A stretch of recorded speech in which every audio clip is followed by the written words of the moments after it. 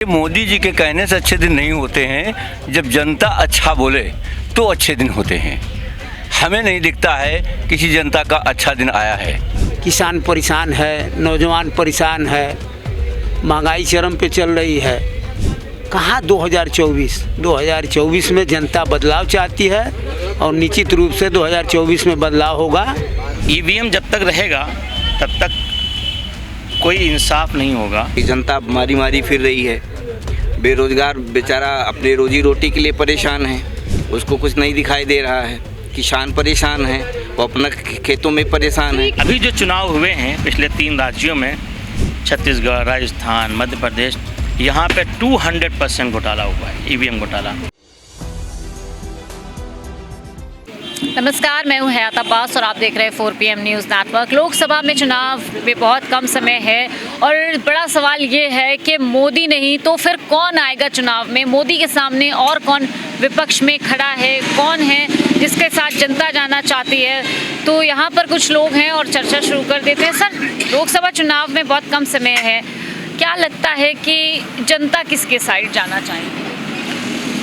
जनता को इंसाफ के साथ जाना चाहिए, अदालत के साथ जाना चाहिए। अदालत का मतलब कोर्ट नहीं, अदालत मतलब इंसाफ, उसके साथ जाना चाहिए। उसको पिछले 10 सालों का पूरा हिसाब किताब करना चाहिए जनता को। अगर उसको ऐसा लगता है जनता को कि अच्छा काम हुआ है तो उसके साथ जाना चाहिए। अगर उसको ऐसा लगता है कि पूरे देश को ठगा गया है, जनता को ठगा गया है, तो फिर उसके ख़िलाफ़ जाना चाहिए। ये इंसाफ का तकाज़ा है। अगर जनता ऐसा नहीं करती है तो मैं समझता हूँ कि फिर ऐसे ही सियासी पार्टियाँ बेवकूफ़ बनाती रहेंगी। सर, ईवीएम को लेकर जो सवाल उठ रहे हैं, विपक्ष एक तौर से ईवीएम पे, आप एक आम जनता के नाते कैसे देख रहे हैं ईवीएम को? ईवीएम जब तक रहेगा तब तक कोई इंसाफ नहीं होगा और चुनाव जो है साफ़ सुथरे नहीं होंगे। अगरचे जो बैलेट पेपर से पहले चुनाव होते हैं उसमें गड़बड़ियाँ बहुत सी होती थी, लेकिन उसमें गड़बड़ियों के इम्कानात बहुत कम होते हैं, परसेंटेज में होते हैं 2, 4, 5%। यहाँ 100%, 100+ होते हैं। अभी जो चुनाव हुए हैं पिछले 3 राज्यों में, छत्तीसगढ़, राजस्थान, मध्य प्रदेश, यहाँ पे 200% घोटाला हुआ है, ईवीएम घोटाला। और ईवीएम घोटाला होता रहता है, ईवीएम को हटना चाहिए। अगर ईवीएम नहीं हटता है तो मैं समझता हूँ कि यहाँ पर सिर्फ 1 पार्टी रूल हो जाएगा और ये मुल्क के लिए ख़तरनाक है। सर, लोकसभा चुनाव की बात कर लूँ या विधानसभा, कोई भी चुनाव रहे हैं, मुस्लिम वोट बहुत अहम माना जाता है। तो सर, मुस्लिम वोट किस तरफ जाएगा? ये मुसलमान होने के नाते कैसे? अब तमाम पार्टियों ने मुस्लिम वोट की अहमियत को ख़त्म कर दिया है। तमाम पार्टियों ने, कांग्रेस मुस्लिम का जिक्र नहीं करती, बहुजन समाज पार्टी उसका जिक्र नहीं करती, समाजवादी उसका नाम नहीं लेती, भाजपा तो नाम वैसे भी नहीं लेती है। लिहाजा अब मुस्लिम वोट का कोई महत्व नहीं रह गया। अब लड़ाई जो है वो मुस्लिम वोट के अलावा दूसरे वोटों में है। जो उसमें जीतेगा वही जीत पाएगा। मुस्लिम वोट का कोई महत्व नहीं रह गया। मुस्लिम को उन्होंने खानों में तकसीम कर दिया है। अब जो खाना ज़्यादा होगा उसको थोड़ा ज़्यादा वोट मिल जाएगा। मुस्लिम फैक्टर नहीं रह गया, नहीं रहेगा, बिल्कुल नहीं रहेगा। सर, अगर बात करूं मुद्दों की, तो 2024 में सबसे बड़ा मुद्दा क्या है जनता के बीच? जनता के बीच सबसे बड़ा मुद्दा बेरोज़गारी, अमन शांति, इंसाफ, और सबसे बड़ा मुद्दा अगर होना चाहिए वो ये होना चाहिए कि मुल्क के अंदर जो घोटाले हुए हैं, जो घपले हुए हैं और मुल्क को जिस तरह लूटा गया और बेचा गया है, जिससे मुल्क की अर्थव्यवस्था ख़राब हो गई, मईशत ख़राब हो गई है, GDP उसकी गिर गई है, मुल्क पूरी दुनिया के अंदर बदनाम होकर रह गया है। ये सबसे बड़ा मुद्दा होना चाहिए। आप कह रहे बदनाम होकर रह गया, मोदी जी कहते हैं विश्व गुरु हम बन गए, विश्व में डंका बज रहा है हमारे मुल्क का। हाँ, उनकी नाक के नीचे बहुत कुछ होता रहता है, उन्हें पता नहीं रहता। विश्व का पता होता है, नाक के नीचे बहुत कुछ पता होता रहता है। हाथरस में इतना बड़ा एक हादसा हो गया, एक बच्ची का रेप हुआ, उसको जला दिया गया, उसके घर वालों को उससे मिलने नहीं दिया गया। और ऐसे ही गोंडा में हुआ, इलाहाबाद में हुआ, कहाँ का रोज़ाना होता है। मणिपुर जल गया, मणिपुर के अंदर जो कुछ हुआ वो मोदी जी की कामयाबी कहेंगे, हम भाजपा की कामयाबी कहेंगे। RSS के लिए उस पर तालियाँ होनी चाहिए, जो कुछ वहाँ मणिपुर में किया है। यही विश्व गुरु हैं। सर, लोकसभा चुनाव बहुत करीब है, जनता के क्या मुद्दे रहने वाले हैं इस बार? जनता के मुद्दे ये हैं कि उसको रोटी कपड़ा मकान चाहिए, और उसको आराम चाहिए। इस मुद्दे पर अब की लड़ाई होगी और देश में बदलाव आएगा।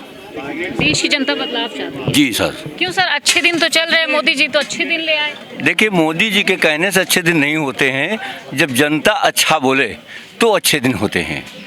हमें नहीं दिखता है किसी जनता का अच्छा दिन आया है, क्योंकि जनता का अच्छा दिन जब आता है जब उसको रोटी कपड़ा मकान सब सही से मिले और उसको सही से नौकरियां मिलें और सही से उनका व्यापार में हिस्सा मिले।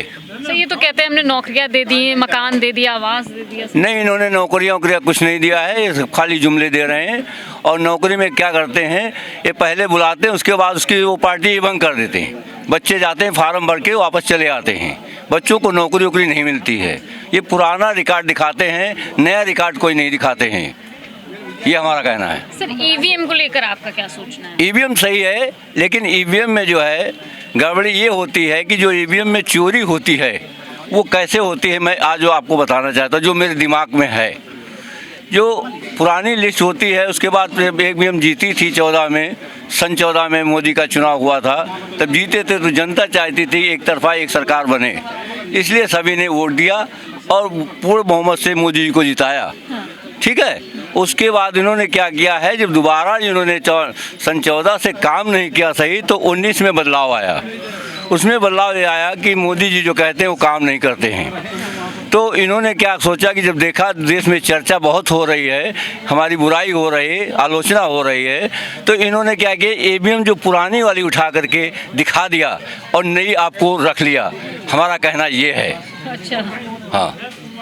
तो सर ये तो कहते हैं भाई मोदी की गारंटी, मतलब गारंटी की गारंटी। मोदी की क्या गारंटी? मोदी जब अपने देश में, ये बताइए, गारंटी जो चाहते हैं तो गांव-गांव क्यों नहीं जाते हैं, मोहल्ले क्यों नहीं जाते हैं? क्योंकि प्रधानमंत्री की कोई ऐसी मोड़ थोड़ लगी कि उनको कोई पकड़ लेगा या कुछ करेगा? जा करके सामने क्यों नहीं आंखों से देखते हैं?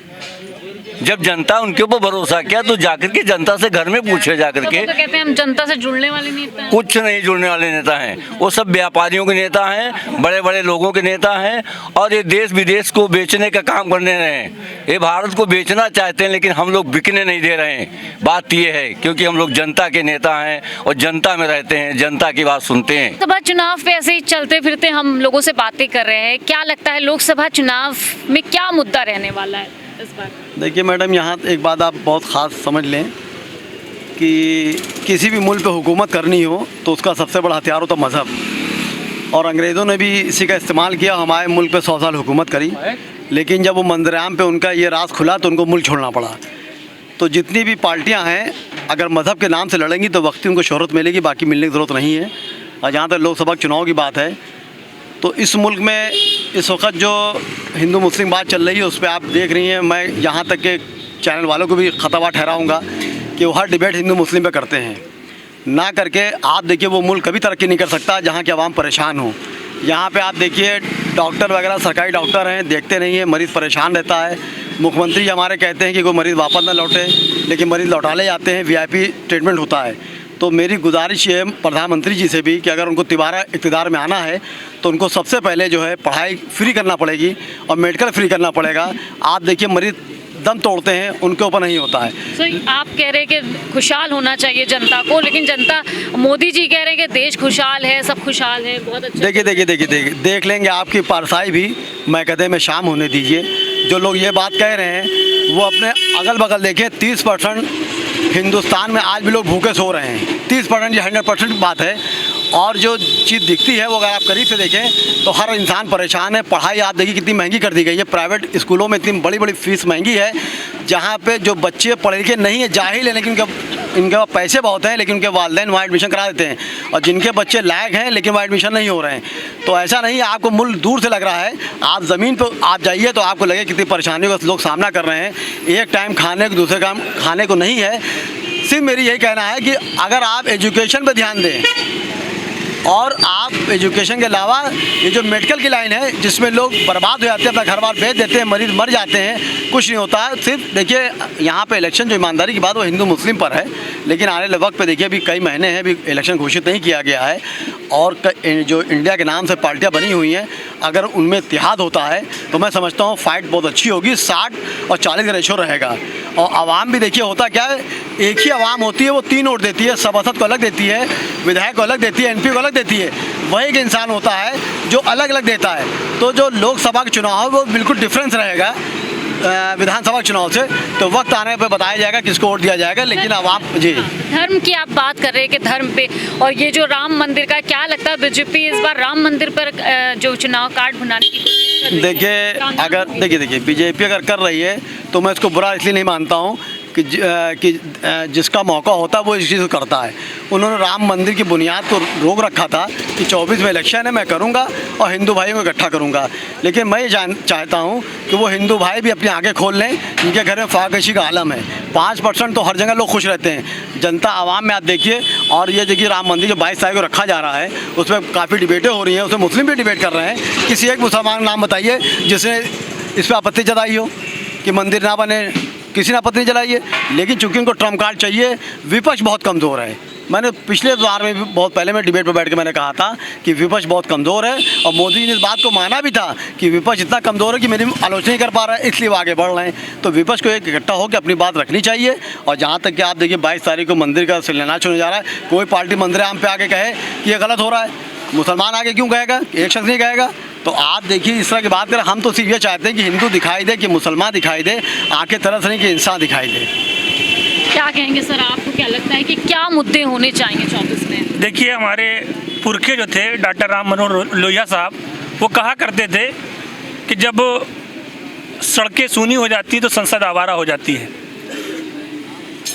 विपक्ष की पार्टियों को चाहिए कि वो सड़क पे उतरें और जनता को ही दिखाएं, क्योंकि जनता इस धर्म की चाशनी को पीते पीते ऊब चुकी है। कितना भी आप उठा के देख लें, चाहे 2019 का या 2017 से पहले 2014 का इलेक्शन, 49% 50% से ज़्यादा बीजेपी को लोगों ने वोट नहीं दिया।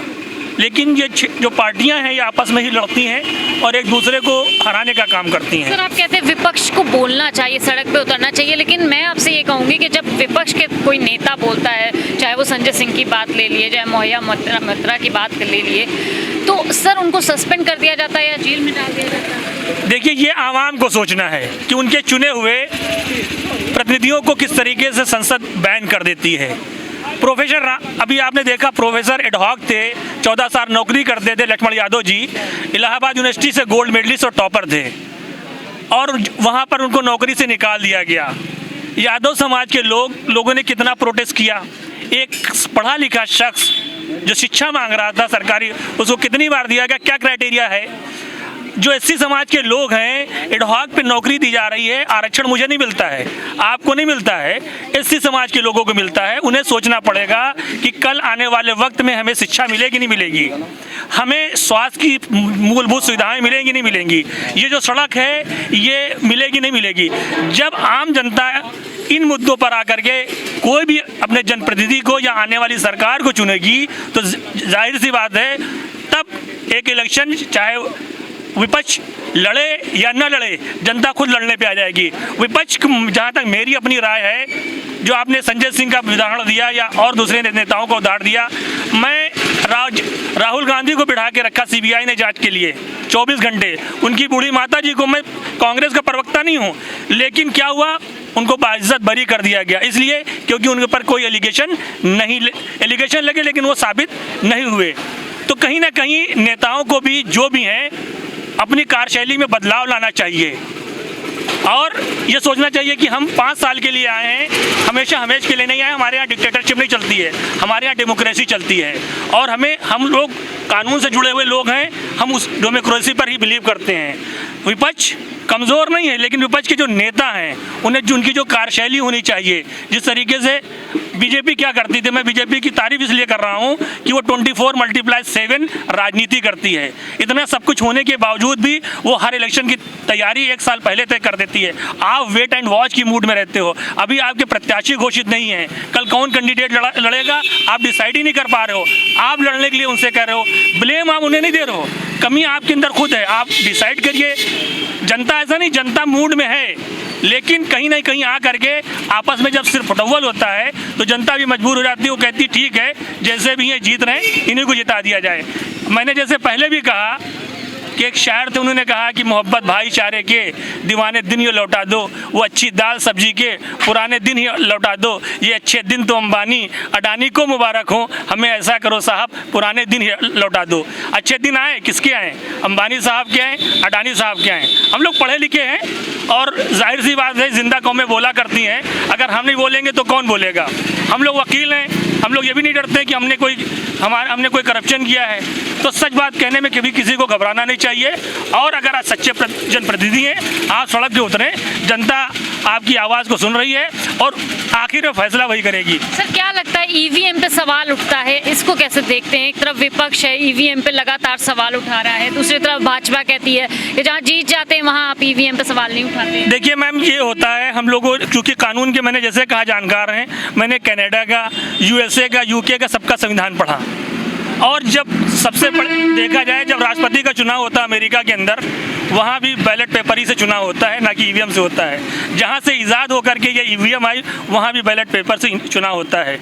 ठीक है, बहुत सारी चीज़ें होती हैं, तो क्यों ना एक बार जनता की मांग के ऊपर, अगर इतनी बार मांगे होती हैं, मेरी अपनी खुद की राय है, कोई चीज़ अगर कोई सच्चा होता है तो उसको प्रूव करने के लिए एक बार ठीक है, चाहिए एक बार इस बार लोकसभा का चुनाव ईवीएम से ही करा दिया जाए, ताकि अगर विपक्षी पार्टी इनकी एक एलिगेशन लगाती चली आ रही हैं तो उनकी भी कम से कम ये दुविधा दूर हो जाएगी कि हाँ लोग वाकई हमें वोट देते हैं। सर क्या लगता है कि अगर मैं न्याय यात्रा की बात करूं राहुल गांधी की, तो क्या लगता है कि वो मोदी जी के जो रथ या चल रहा है, जीत रथ के बात करते हैं, तो उस पर ब्रेक लग जाएगा? ब्रेक लगना ना लगना मैम दूसरी चीज़ है, लेकिन एक चीज़ मैंने देखा कि राहुल गांधी के अंदर काफ़ी चेंजिंग आई हैं। ख़ास करके हम लोग क्रिकेट खेलते हैं, मैं मिसाल दे रहा हूँ, जब हार जाते हैं थोड़ा हताश हो जाते हैं। भारत वर्ल्ड कप हारा तो हम लोग हताश हो गए कि इतनी मेहनत के बाद 3 राज बड़े हारने के बावजूद भी जिस तरीके से राहुल गांधी ने हौसला बनाए रखा है और जिस तरीके से न्याय यात्रा लेके चल रहे हैं, वाकई ये काबिल तारीफ़ है कि भले धीरे धीरे ही सही लोग कम से कम उनसे जुड़ रहे हैं, कम्युनिकेट कर रहे हैं। और जब तक आप जनता से नहीं जुड़ेंगे, आवाम से नहीं जुड़ेंगे, कभी इंदिरा गांधी की लोकसभा में 454 सीटें हुआ करती थी और वही कांग्रेस आप देखिए 50 पे 48 पे सिमट के रह गई। तो वक्त सबका आता है, ऊंचाई नफस पे, एक शायर ने कहा कि ऊंचाइयों पर, बुलंदियों पर पहुंचना कमाल नहीं, बुलंदियों पे ठहरना कमाल होता है। तो हो सकता है कि उस हार से वो सबक लें और आने वाले वक्त में लोगों से ज़्यादा जुड़ने की कोशिश करें। और मैं सभी जितनी विपक्ष की पार्टियां हैं, चाहे वह समाजवादी पार्टी हो, कांग्रेस हो, बहुजन समाज पार्टी हो या अन्य दल हो, सबसे रिक्वेस्ट करता हूं कि वो भी इसी तरीके से, जिस तरीके से राहुल गांधी निकल करके रोड पे न्याय यात्रा कर रहे हैं, सड़क पे चल रहे हैं, आप भी रोड पर आएँ, सड़क पे आएँ, जनता से कम्युनिकेट करें, उनके जो ज़रूरी मुद्दे हैं उनको उठाएं। जाहिर सी बात है, बहुत अच्छी बात कही है। दूसरी बार जनता ने आपको देश में भेजा, सरकार बनी भारतीय जनता पार्टी की, वो 2 करोड़ रोजगार कहाँ गए नौजवानों के? किसान परेशान है, नौजवान परेशान है, महंगाई चरम पे चल रही है। कहाँ 2024 में जनता बदलाव चाहती है और निश्चित रूप से 2024 में बदलाव होगा। बदलाव होगा सर 24 में? देखिए बदलाव तो हो ही जाएगा, क्योंकि ये ईवीएम का खेल खेलेंगे, वोटरों के साथ खेल खेलेंगे, तो बदलाव ये तो कर लेंगे, डेफिनेटली बदलाव कर लेंगे।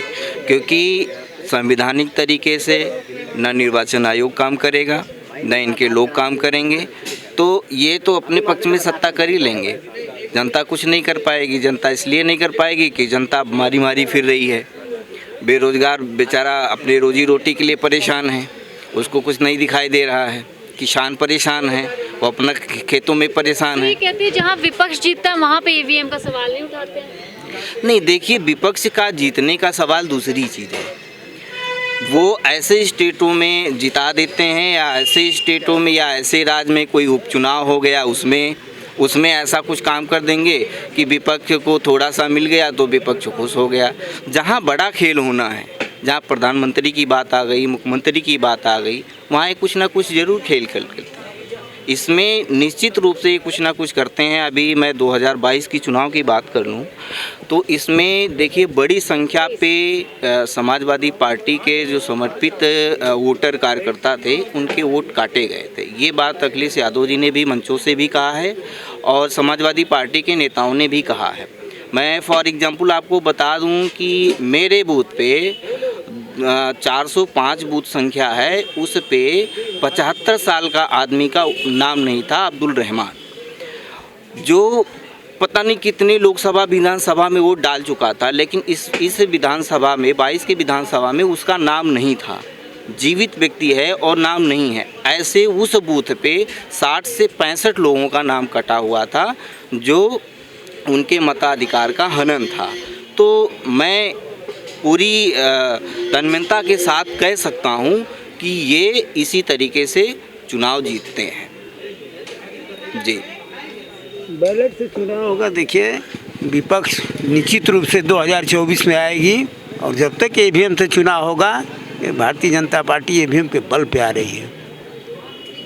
और वो बैलेट से चुनाव होता है, निश्चित रूप से विपक्ष को कोई रोक नहीं पाएगा। जनता विपक्ष को चाहती है, लेकिन सरकार अपने बल पे आ रही है। ईवीएम देखिए जहाँ बना हुआ है, बहुत सारे ऐसे विकसित देश हैं जहाँ मशीनों का आविष्कार हुआ, उन्होंने उपयोग किया, लेकिन पारदर्शिता नहीं पाई गई, उन्होंने अपने यहाँ से हटा दिया। आज हमारे देश में क्या है कि ईवीएम है, पता चला कहीं आग लग जा रही है, ईवीएम जल जा रहा है, कहीं ईवीएम की चोरी हो जा रही है, तो कहाँ पारदर्शिता है?